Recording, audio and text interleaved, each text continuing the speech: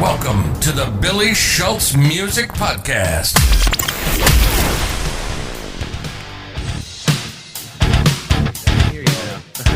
Excellent. Is this video quality too sad?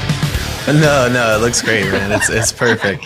Trust me, I've had much worse. How are you, man? It's good to meet you. Good to meet you as well. I am great. Awesome. Well, where are you located at? You said you're on the East Coast? Indiana, actually. Indiana, okay. Yes. Awesome. I was just in the East Coast a few weeks ago for a show. I didn't play, but my friend played, and then I went to catch that up, and then just sightseeing. Absolutely. You got to while you're out there, right? Exactly.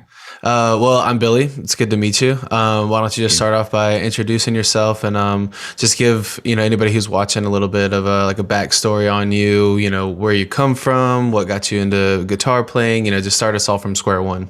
Awesome. So my name is Victor Lee. I'm a music producer. I'm a guitar player. I write songs also in the realm of like progressive jazz, fusion, rock. I can't define it, but I write instrumental music for my own expression, I suppose. But I was born and raised in South Korea. I grew up there. I lived there for about 17 years. And I moved to this very town. I live in a town called Lafayette, Indiana. And I've been living here since then. Never moved really outside of the city. I've been through Lafayette a few times. I've never spent much time there yet. Well, I'm from North Carolina, so I'm from that area. I live in California now, but I've been through that area a few times, and cool area. Seems quiet, but it's fun. It's quiet. Yeah, I think it's a nice town to like raise a family or something. The cost of living's fabulous. Not Absolutely. Much going on. There's school, Purdue. I went to Purdue for electrical engineering. So, sort of just stayed in town because of that. But I started playing guitar when I was about, I want to say like 14, turning up to 15 or something. My friend was in a band. At that point, I just knew how to play like a couple of chords on acoustic guitar. Mm-hmm. But my friend had a band, and they were looking for a guitar player, and then they had asked me to join the band to play like Linkin Park songs and whatnot. I borrowed a friend of mine's electric guitar. It's like a Quartz X18 or something like that, and I played a bunch of power chords. I didn't know what power chords were at the time, but he told me that's like, you put your fingers here, they just move them around, and it's all the same.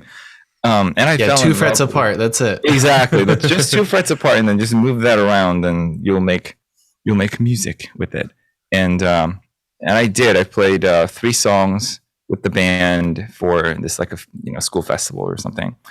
And I just fell in love with the concept of like playing music in front of people. Like in a band, electric guitar.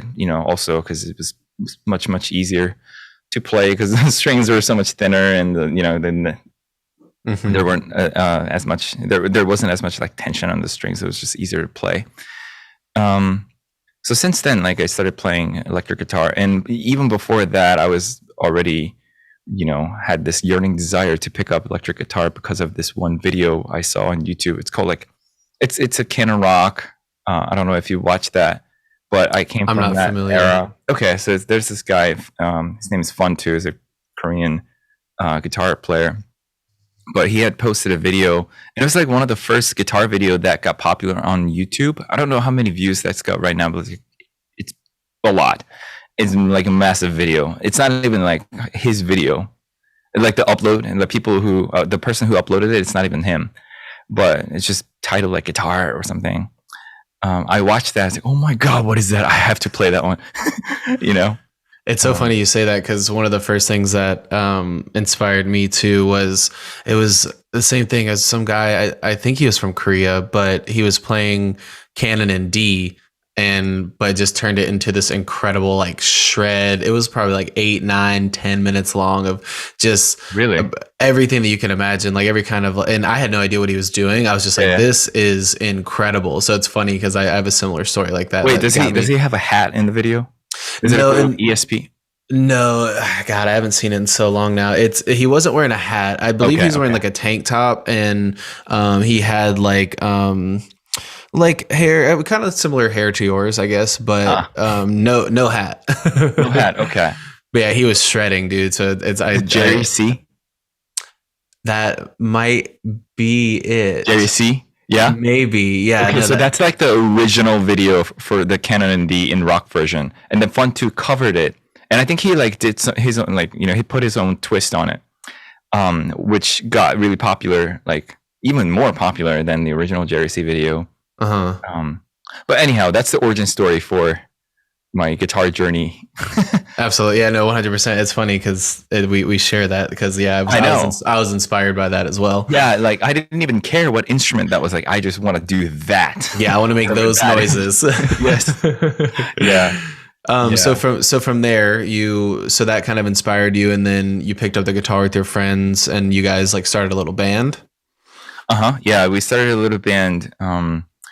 And you know, it's kind of funny because like in public school in Korea, like almost every school has this like a rock band, and like they have this annual festivals that everybody in the school gets together and like they just watch, like, I don't know, 2-3 hours worth of like collection of performances. That's like dope. different performances. Yeah, like dances, or like dancing. Some people like sing, some bands.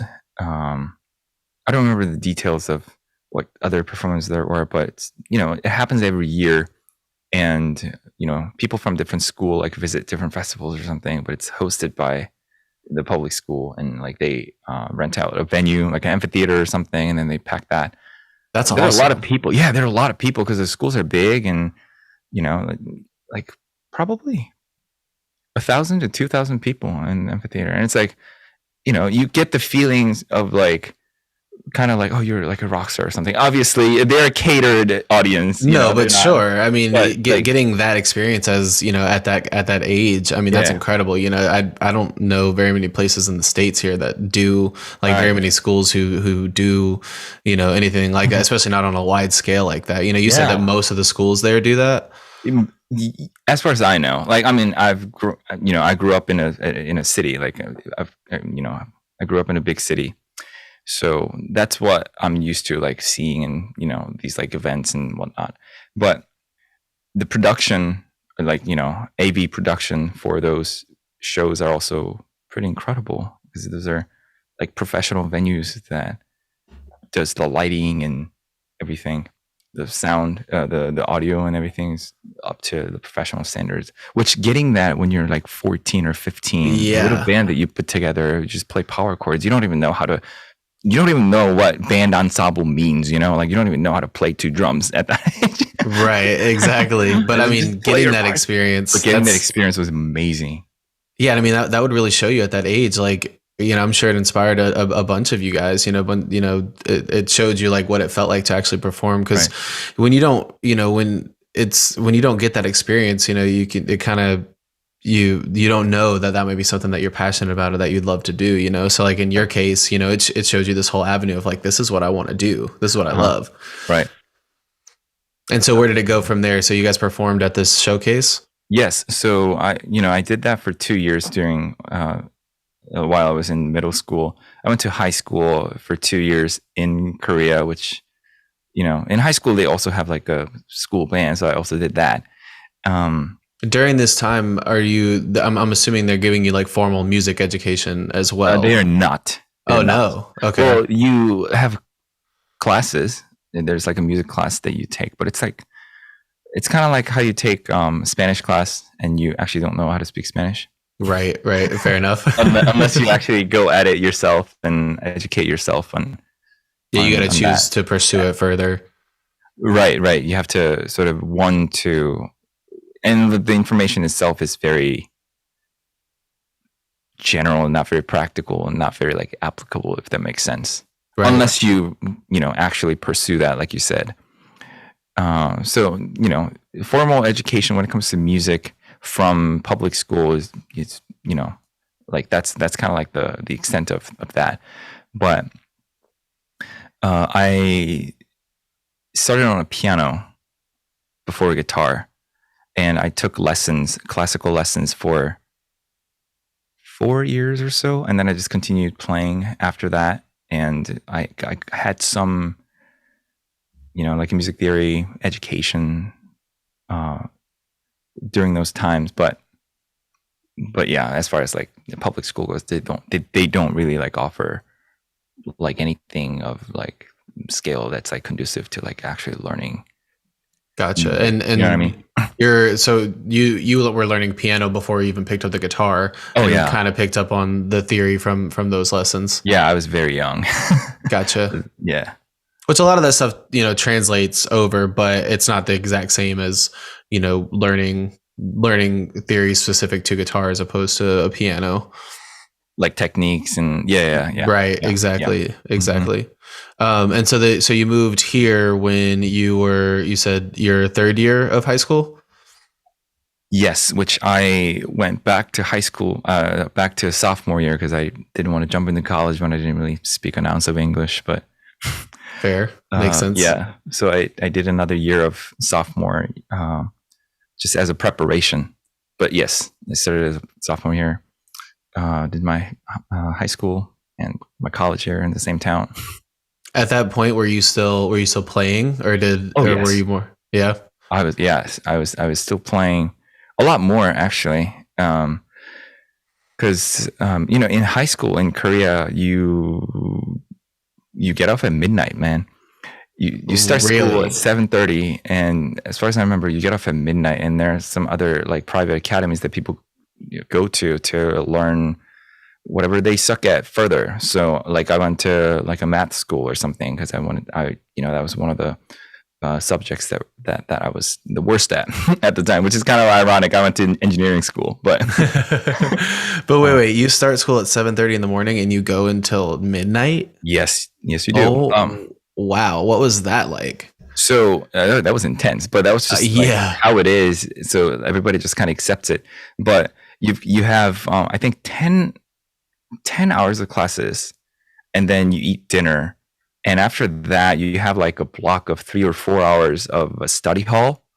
You can choose to do the study hall, or you can take different classes that are extracurricular. I remember one semester I opted out of the whole thing. So after dinner, I would just go home. Mm-hmm. So I was kind of like a rebel child. Well, I mean, you've been at school for 10 hours already. I was like, I'm already exhausted, man. Like, I can study when I'm home, Right, exactly. But yeah, pretty intense. So yeah, that nice sounds to insane. Have all the time to actually do things that are outside of just academia. Right. Which, I mean, yeah, it's interesting to hear, how other countries operate with their education system, because, the education system here isn't the greatest, but, some people benefit from it and some don't. But it's very interesting to hear, what it's like in other countries. But it seems like, 15-hour days is, it's a bit dramatic. It is massive, man. You go through 3 years and you take a standardized test, and that sort of puts you in that sort of determines where you go, in terms of the trajectory of your career and whatnot. But when you're 17 or 18 or something, like, what do you know? Yeah, you got no idea what you want to do or what you want to pursue. Exactly. It's okay to not know, but I think that's one of the things that I really did not agree with. I mean, it's very black and white when it comes to like, you either take the social science route, or you take the natural science route, or the curriculum, for like a better words, and you never cross over. I was like, well, I don't know if I agree with that necessarily. Yeah. No, 100%. I mean, here it was very much so like, you go to college as soon as you get out of high school. You should know what you want to learn and what you want to do for your career. And it's like, as a 17, 18-year-old kid, you got no idea. Oh, you don't know, like that's going to change 10 different times before you're even done with college. So it's like, so once you got here though, you just had a bunch of extra free time since you weren't in school all the time. And so you were using that time to still play.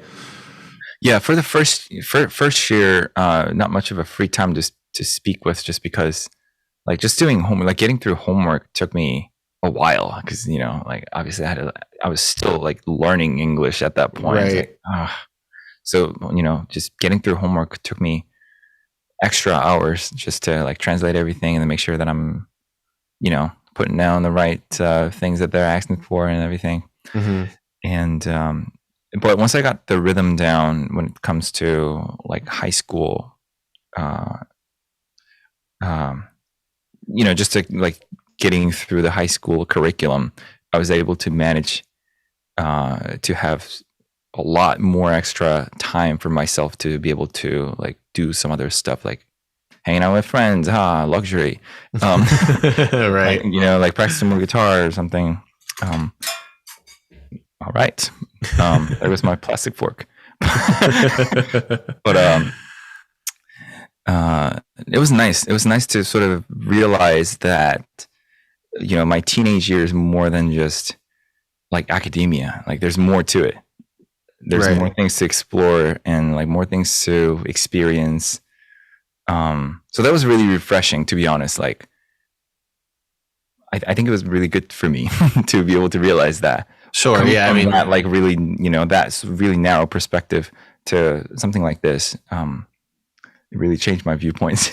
yeah, I can imagine. Not to be dramatic, but No, I can imagine that that's a big change that, you know, it seems like it opened up a lot more time. It opened up a lot more freedom for you. So I can imagine that had an effect on you. Yeah. But so when you did go to college, you didn't major in music, you majored in engineering. yeah, I majored in electrical engineering. I wanted to do audio electronics. Okay. So at that point I met a friend who now works at Wampler Pedals. He's an engineer there, one of the engineers there. Brilliant guy. He's one of my best friends now. But I met him, and I remember him like drawing up a schematics of like a tube screamer, like from memory. He like drew this up. It's like, this is input stage. This is a buffer. This is like where the tone shaping happens. Blah blah blah. It's like, oh my god! Like, I want to do what you do. It's like Fireworks going off. This is like, I want to do that. Yeah.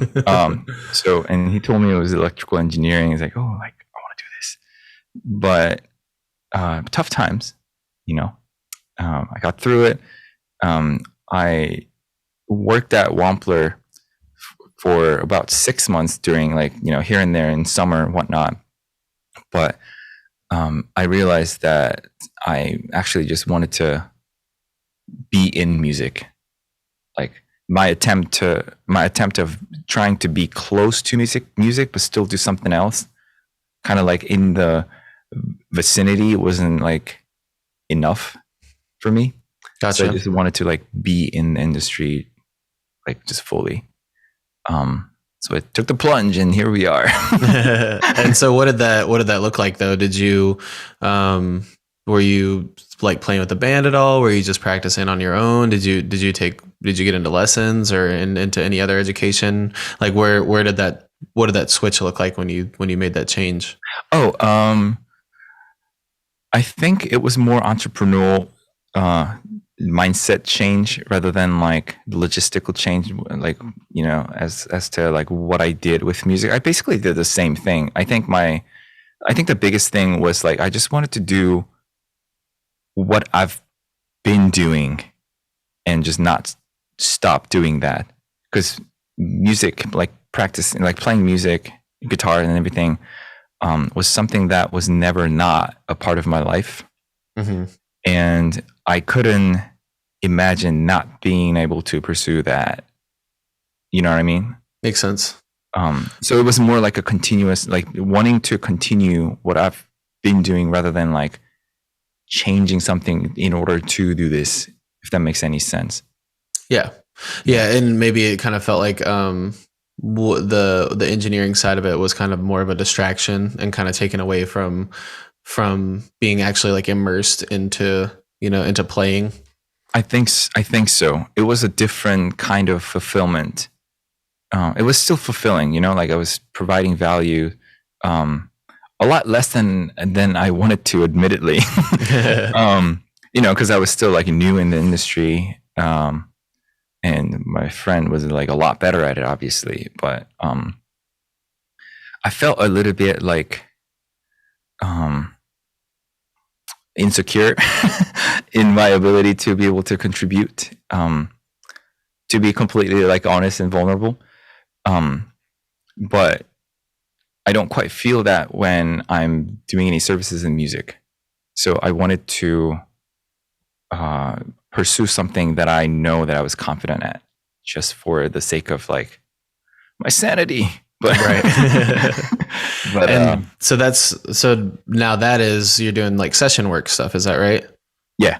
How did you get linked into doing the session stuff? I mean, like mostly some local stuff. I think some people started reaching out to me through like internet, like Instagram and everything. So that's how sort of it got started. Some local bands recording, and like some people like from Instagram like asking me to play some guitars on their stuff. Nowadays I'm doing a lot of mixing stuff also. Okay. So you are in like the mixing, like recording realm of everything too? Yes, I really enjoy like remote mixing sessions when people send me multi-tracks and then they mix them and then send it back. Just because I get to like work in my own space, in my sanctuary, set my own hours, and like I like having control when I'm working. I really like having control. So that really works for me in my sort of like how my brain ticks. And are you, so between like the mixing and doing the session stuff, is that kind of your full-time gig, or do you have something else outside of all this that you do as well? I teach lessons. Okay. So that's been probably like the most consistent thing as far as like the financial. Yeah, that's usually pretty lucrative. Right. Because, like session stuff, sometimes you get a whole lot of stuff for 1 month and then like it's just silent for another month or two, and like you don't know when the next one. Right now I'm swamped. I'm not complaining, right? Like this is amazing. But right now I'm just in between, like trying to complete a bunch of different projects. I said yes to a lot of different things lately also. Ironically, because I was like going through something personal matter. But as that happened, a lot more things started happening to me, like career wise. And I just said yes to all of it. So I'm not, trying to, sift through, trying to navigate all that business stuff that I said yes to. Yeah. But, like contents for a company, like video contents for a company. I think I'm going to be doing some live sessions with a band, some recording stuff, some mixing. There's a local band that I'm producing also. So I'm in the mixing stage for that. Just a bunch of stuff like that. Good problems to have. Absolutely. And now for your Instagram and like for the social media side of it, are you just kind of using all of these things to like film and create the content from?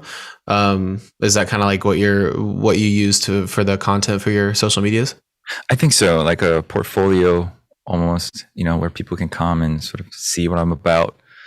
Instagram is something that I've been doing since maybe like a junior of college, just putting up guitar videos to like flex on my buddies. I'm kidding, by the way. You got to sometimes. You got to. But I mean, I like, it was kind of like like journaling almost, as also because I can look back and see where I was in terms of my playing and skill level, and then I can kind of see visually the whole like the rate of growth and how I am now versus maybe 2-3 years ago or something like that. It's inspiring. Absolutely. To keep going, because sometimes you get to, you look around and it's like, oh, like I feel like I haven't really done anything, or, like I feel stagnant or whatever, but you look back, it's like, well, compared to like a year ago, like you're doing a lot more, like way more, like, right. Yeah. It gives you a good reference for sure. It does. Cause as you grow, I feel like you grow with, like your perception of yourself also grows with the growth. So it's kind of really hard to look at that from afar. You know, if you zoom it out, maybe like you will be able to see how much you've grown, but because you're so close to yourself, because you go through everything with yourself, like you see all of the vulnerabilities of yourself and sometimes like all your struggles and everything. So I think it's kind of like hard to perceive all the growth that you've done unless you really, you know, put an effort to recognize it. Sometimes. Sure. No, it's the same way as like losing or gaining weight, you know, like you don't really notice it as much because you're seeing yourself every single day, but someone else, you know, might see you and say, oh, hey, oh my God, you look so different. So I fully understand. Yeah. What you're saying there. Right. Since you don't have any like formal guitar, like I know you had the like the piano lessons when you were younger, but you don't have any formal guitar training or education at all. No, everything that I've learned, I sort of self-gather those information, you know, like bits and pieces from like sometimes YouTube, but I have relative pitch based on Solfege. Have you heard of like Solfege before? Solfege. Oh, well, Solfege. Yeah, you're taking me back to my time in like middle school. We would learn about Solfege. Remind me. So it's like do, re, mi, fa, sol, la, ti, yes, do. Yes. And then, yep. Yeah. So that's how people in Asia, like Asian countries and like European countries, navigate music. I'm pretty sure. America is the only country. Don't quote me on that, but I'm pretty sure that America is the only country that actually uses the alphabet. It's a universal thing, but like Americans don't tend to focus much on solfege unless you're in the choir. Exactly. Yeah. Because that's where I learned it was when I was singing in like honors choir and stuff. Yes, but you're saying solfege as opposed to like A, B, C, D, E, F, G, essentially. Correct. Okay. So I care very little about the actual notes. I mean, I know where they are, and obviously, you know, like I know my key signature and stuff. But when I listen to music or when I hear a note or something, it reads back to me as solfege. Like this is mi, this is fa, this is sol. Yeah. I'm trained well enough to like my brain just sort of like calculates and makes sense out of the context and you know, like given all the reference point and stuff like that, I'm able to hear the like the chord functions, the natural number system, that thing. I'm able to hear that, and then I can hear the pitches in solfege. And with that, I rely really heavily on that actually when I'm navigating music or when I'm doing music. It's the biggest tool that I have, which I'm very grateful for. And is that just based off of practice and like that's just how you've done it for so long? I think I got the ability because I've started playing piano since I was like really little, like 5 or something like that. Because piano is a very visual instrument. It's very like directly visual. What you see is what you play, and that's what you hear. You know, the way that the notes are laid out are very systematic.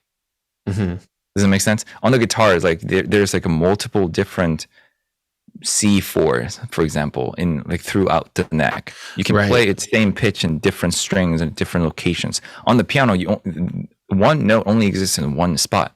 And if you keep naming that consistently, that gets engraved in your brain, and you start to identify that particular note with that thing.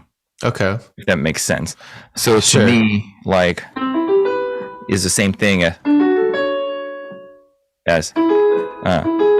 they're all do mi so ti to me.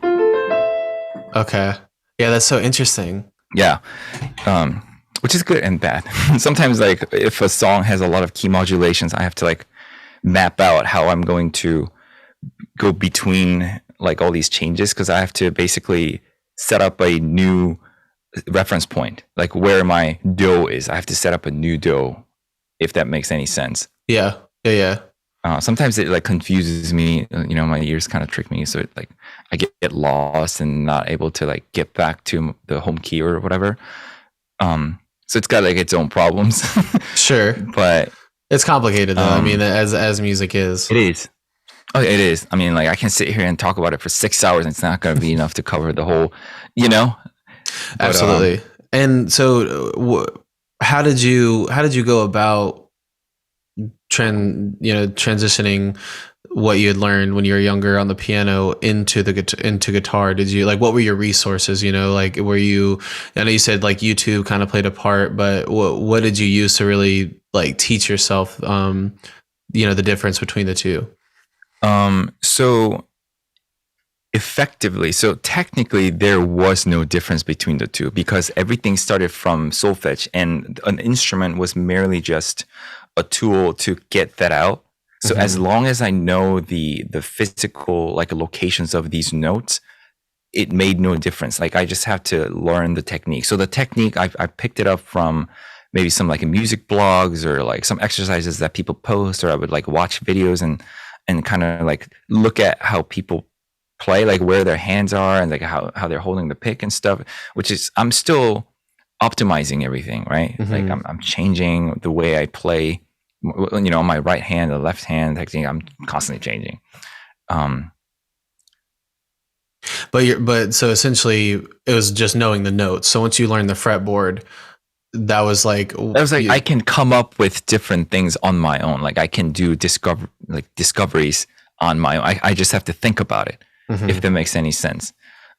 So just briefly, I don't want to like get into the whole thing, but just briefly, like do mi so, for example, in a major key, that's the first chord, like a 1-chord triad, major triad. Like fa la do, for example, it's a 4-chord major triad.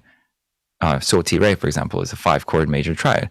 So with the, having that concept, and I already know like what that sounds like, how that translates into the sound from that letter to the sound. Like there's a very clear connection between the two.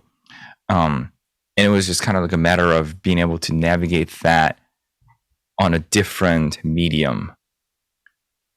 But cerebrally, it was the same thing, if that makes sense. Absolutely. Yeah. Same thing. You just have a different instrument to express it. Yes. And then obviously, like muscle memories and patterns and stuff like that come into play when you're,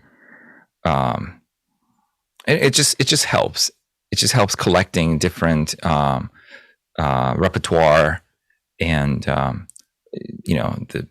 speed of, like picking up different materials. Sure.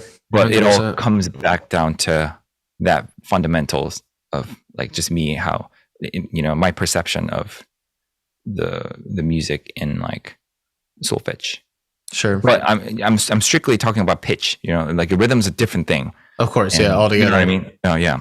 I'm strictly talking about melodies and harmony, how I navigate that. But yeah, it's incredible. I mean, it's so interesting how, just the complexity of it all is just so intriguing. And I mean, we could definitely talk about it for hours. We are running up against the time a little bit. What I like to ask people, what I've started doing here lately is to wrap this thing up, is I like to ask, what is the biggest piece of advice that you can give to like a complete beginner guitarist who's just starting out? Like, what's your biggest piece of advice you can give to him?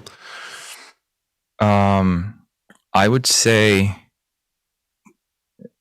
I'm just gonna probably tell myself when I was, as I'm telling myself in the beginner stage, I would probably tell him to journal your practice.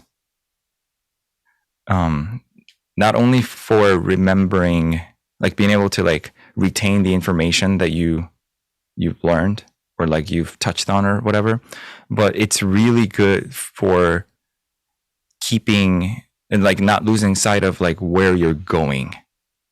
Like you can see that you're progressing, because sometimes it's going to be like there's going to be a peak, there's going to be but I think writing things down just for the sake of keeping record is really good when you can just reference it back. It's like, oh, okay, that's where I started, and this is here, this is where I am now. I think it's really helpful just in terms of like psychology also, Absolutely. Yeah, that's something I still do even now.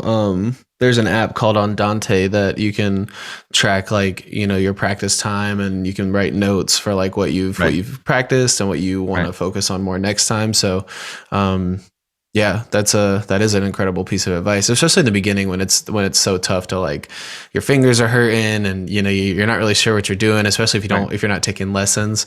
I agree with you. Journaling and like logging your practice time is very, very key. Even more, I think it's even more important in the intermediate stage as well, because like I think as you get to know more, you get to be less happy about what you know. Because you just start realizing that there's so much to learn. Yes. And it's like you look at yourself even small, like you perceive yourself as like even smaller than when you were not as good.